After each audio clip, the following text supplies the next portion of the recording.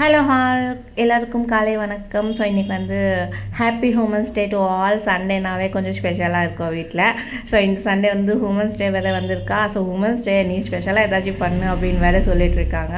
So எனக்கு வந்து நாளைக்கு எக்ஸாம் இருக்குது என் பையனுக்கு. ஸோ நான் வந்து எக்ஸாமுக்கு தான் வந்து சொல்லிக் கொடுக்கவே முடியும். அதனால் என்னால் வெளியே எங்கேயுமே போக முடியாது. ஸோ என்னால் சரியாக வீடியோஸுமே வந்து எடுத்து போட முடியல. கொஞ்சம் எக்ஸாமு, அதுக்கப்புறமா என் பொண்ணை கொஞ்சம் பார்த்துக்கிறது, அவளுக்கு ஃபீவரு, ஸோ லூஸ் மோஷன் கொஞ்சம் நிறையா பிரச்சனை ஆயிடுச்சு. ஒரு மாதமாகவே என்னால் வந்து சரியாக விலாகே போட முடியல. ஸோ கண்டிப்பாக வந்து நான் ரெகுலராக விலாக் எடுக்கணும் அப்படின்னு தான் நினைக்கிறேன். ஆனால் என்னால் வந்து முடியவே இல்லை. இந்த சண்டே வந்து கொஞ்சம் ஸ்பெஷல் தான். ஏன்னா எனக்கு வந்து நிறைய வேலை இருக்குது வீட்டில். ஸோ அது வந்து எனக்கு ஸ்பெஷலாக தான் இருக்குது. உமன்ஸ் டேவே ஸ்பெஷல் இல்லையா? ஸோ வேலை பண்ணியே கொஞ்சம் இல்லை ஸ்பெஷல் வேலையாக வந்து எனக்கு நிறைய வேலை வந்து இருக்குது பெண்டிங்கு. ஏன்னா நாளைக்கு வந்து எக்ஸாம்னு பையனுக்கு வந்து படிப்பு சொல்லி கொடுக்கணும். ஸோ அவன் கூடயே வந்து இன்றைக்கெல்லாம் டைம் பாஸ் ஆகிடும்.